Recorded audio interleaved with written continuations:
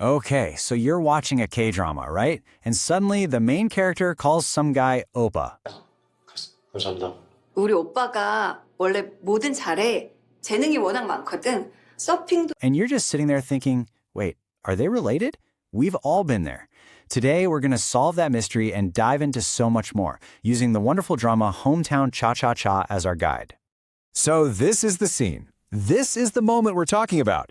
The main character, Hae-jin, calls Dusik Oppa right in front of somebody else, and they are not related. But just look at his face. He's totally surprised, maybe even a little flustered. So, what's the deal? Why did he look so shocked?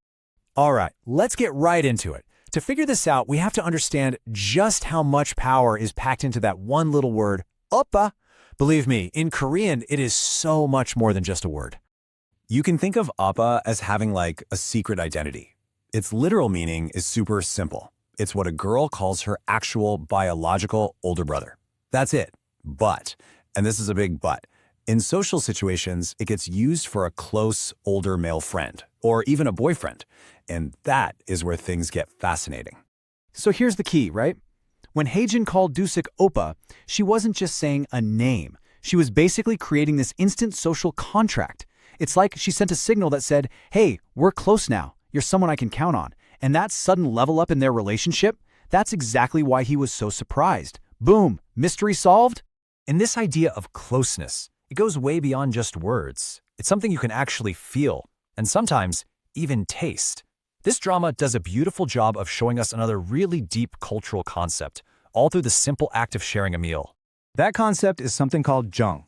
Now, this word is a little tough to translate perfectly, but just imagine a really deep, warm feeling of connection. It's about affection, community. It's what really ties people together. It's this powerful force in Korean culture. And you know one of the biggest ways it's shown? By sharing food, especially making a bite of food for someone else. 저부터부터 보니 이게 어찌 그래 사람이 패는지 좀만 기다려요. 요 계기에 이 김치 잔치를 요래 싸서 먹어봐요. 참 맛있다니. 아 해봐. 아. 야. 응? So, let's put you in the scene. An elder, like the sweet grandmother from the show, makes a Ssam, one of those delicious lettuce wraps, and offers it directly to you. This is a huge deal. It's a massive sign of welcome, of care, of Jeong. So what do? The most important thing is to accept it with both hands. It might seem like a small thing, but that gesture shows a ton of respect, and it's you saying, I see the Jeong you're offering, and I accept it. Okay, so we've got the culture down. Now let's switch gears and zoom in on the actual language Dusik uses to explain why he was so surprised. 뭐야 갑자기? 아니 그냥 또 내 섣부른 행동이 친구한테 오해를 제공할까 봐. This brings us to a really, really useful piece of Korean grammar that's all about, well, worrying. This is the line right here. He says, 오해를 제공할까 봐, which means, I was afraid it might cause a misunderstanding. That little bit at the end, that 올까 봐, that is our golden ticket.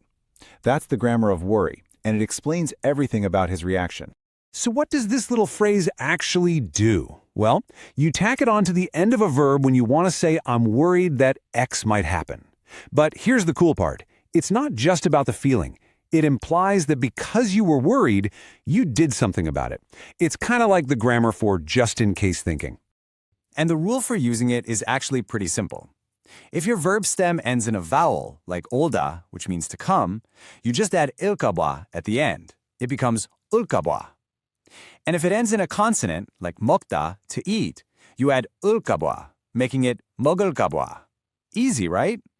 Okay, let's see how this actually works in a real sentence. You could say, 비가 올까 봐 우산을 가져왔어요. Translation, I was worried it might rain, so I brought an umbrella. Or how about, 늦을까 봐 택시를 탔어요. I was worried I'd be late, so I took a taxi. Perfect. Let's do one more. 시험에 떨어질까 봐 공부를 열심히 해요. I'm worried I'll fail the exam, so I'm studying hard. See that pattern? There's a worry, and then there's an action. It's used all the time and is super handy to know. All right, so we've cracked the Oppa code, we've felt the warmth of Jeong, and we've tackled the grammar of worry. So, now it's your turn to try it out. So, how are you feeling? Think you're ready to be the one who explains to your friends why that K-drama character is having a mini meltdown over one word?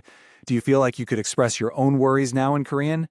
So we've covered a lot today with Oppa and lkka. 감사합니다.